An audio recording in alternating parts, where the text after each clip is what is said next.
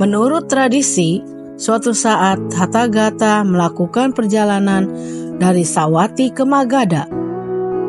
Dalam perjalanan tersebut, beliau sampai di sebuah desa di mana sebagian besar penduduk desa tersebut adalah orang-orang bodoh. Di desa ini, suatu hari, orang-orang bodoh ini berkumpul untuk mengadakan pertemuan dan berkata, "Teman-teman, setelah memasuki hutan, ketika sedang melakukan pekerjaan, kita digigiti oleh banyak nyamuk. Hal itu mengganggu pekerjaan kita. Ayo, kita semua dengan membawa busur, panah, dan senjata, pergi ke sana dan perangi nyamuk-nyamuk tersebut. Ayo, kita panah, hancurkan dan bunuh semua nyamuk-nyamuk tersebut."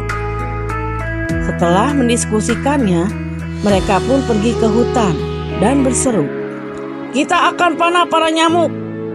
Bukannya para nyamuk yang terpanah, mereka malah saling memanah dan menyerang satu sama lain hingga benar-benar menderita. Setelah kembali, mereka pun terkapar.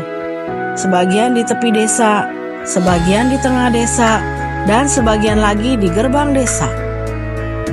Sang guru dengan diikuti oleh para biku pergi ke desa tersebut untuk mengumpulkan dana makanan.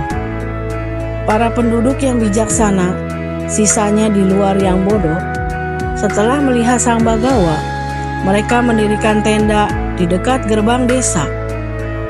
Setelah memberikan dana makanan yang berlimpah kepada para biku sangga yang dipimpin oleh Sang Buddha, mereka memberi hormat dan kemudian duduk di tempat yang layak. Sang guru melihat penduduk yang terluka di sana-sini dan bertanya kepada para upasaka, "Ini kok banyak penduduk yang terluka? Apa sesungguhnya yang mereka telah lakukan?" "Bante, orang-orang ini berseru, 'Kita akan memerangi nyamuk.' Setelah pergi ke hutan, mereka malah saling memanah satu sama lain dan membuat diri mereka sendiri terluka."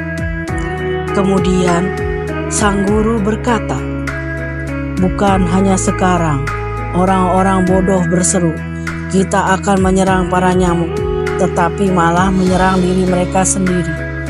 Di masa lalu pun ada yang berseru, 'Kita akan menyerang nyamuk,' tetapi malah menyerang orang lain." Setelah mengatakan hal itu, atas permintaan para penduduk desa, beliau menceritakan kisah dari masa lalu. Di masa lalu, ketika Brahmadatta memerintah di Benares, Bodhisatta mendapatkan penghasilannya dengan berdagang. Saat itu, banyak tukang kayu yang tinggal di suatu desa yang berbatasan dengan wilayah kota Kasi. Di sana, ada seorang tukang kayu yang berkepala botak sedang menebang pohon. Kemudian, seekor nyamuk hinggap di kepalanya dan menggigitnya dengan sungutnya, bagaikan ditusuk dengan pisau. Lalu dia berkata kepada anak laki-lakinya yang duduk di dekatnya, "Anakku, seekor nyamuk menggigit kepalaku. Ini seperti ditusuk pisau. Tolong usir." "Tahan sebentar ayah, aku akan membunuhnya dengan satu pukulan." Saat itu, Bodhisatta telah sampai desa tersebut untuk mencari barang-barang untuk dirinya dan sedang duduk di bengkel sang tukang kayu. Kemudian sang tukang kayu berteriak kembali kepada anak laki-lakinya, "Anakku, usir nyamuk ini." Sang anak berkata, "Ayah, aku akan mengusirnya." Setelah berdiri di belakang ayahnya, setelah mengangkat sebuah kapak besar yang tajam, sambil mengayunkan kapaknya, dia berseru, "Aku akan bunuh nyamuk ini." Dan kepala sang ayah pun terbelah dua. Sang tukang kayu tersebut meninggal di situ juga. Bodhisatta setelah melihat kejadian tersebut berseru, "Bahkan seorang musuh yang bijaksana lebih baik karena dia tidak akan membunuh seseorang akibat takut akan hukum." Setelah merenungkannya, beliau mengucapkan syair ini, "Lebih baik seorang musuh yang memiliki kebijaksanaan daripada seorang teman yang bodoh. Bahkan sekalipun dia berseru, 'Aku akan membunuh nyamuk,' si bodoh anak laki-laki tersebut malah membelah kepala sang ayah.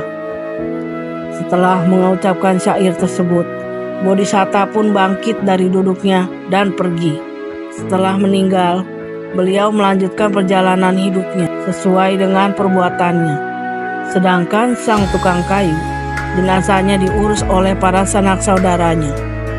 Kemudian sang guru berkata, "Demikianlah para upasaka, di masa lalu pun ada yang berseru, kita akan menyerang nyamuk, tetapi malah menyerang orang lain." Setelah ceramah Dhamma ini diakhiri, beliau mengaitkan kejadian tersebut dengan kisah kelahiran Jataka dengan berkata, "Di saat itulah aku sendiri yang merupakan pedagang yang baik dan bijaksana yang pergi setelah mengucapkan syair tersebut."